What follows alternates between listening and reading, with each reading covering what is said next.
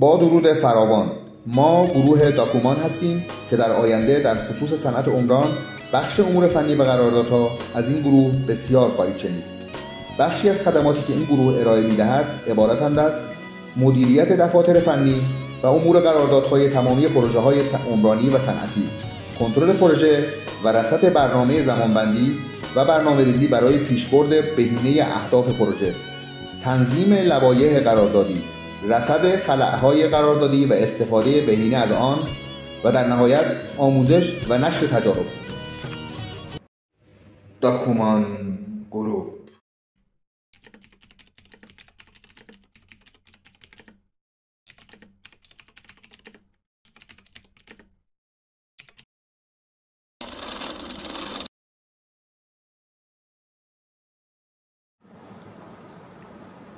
عضو آقای مهندس بفرمایید.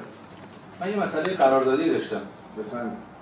ما صورت وضعیت ما قبل قطعی آماده کردیم که مشاور هم تاییدش کرده.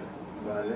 بعد این رو ارائه کردیم به کارفرما گفتش که به خاطر مشغله‌ای که داشتن و مسئله نقدینگی، جذب نقدینگی که ما نیاز داشتیم، گفتن که اینو میتونید 95% براتون تاییدش کنید که شما هم بتونید نقدینگی رو جذب کنید که کار هم پیشرفته باشه. آیا این از نظر قراردادی مشکلی داره یا نه؟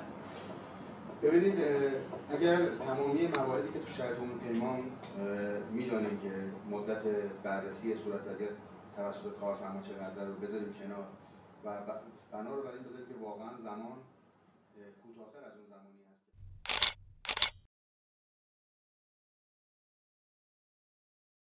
مهندس جانم.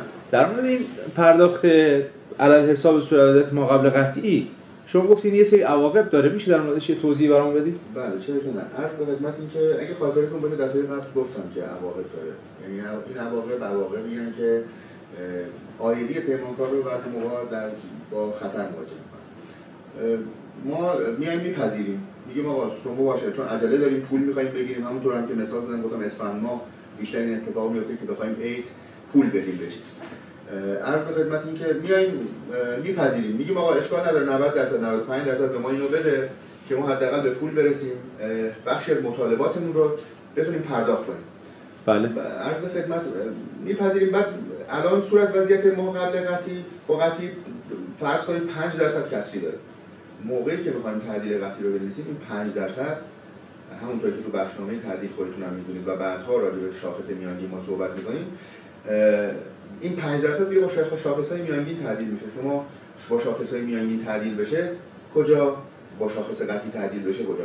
تو پروژه‌ای که رقمشون بسیار بالاست شما حساب کنید این 5% که مثلا گاهن میلیاردها تومان پوله، 5% بخواد با شاخص میانگین تعدیل بشه، یک خسارات یا اثر منفی مالی بسیار شدیدی خواهد به بار خواهد آورد.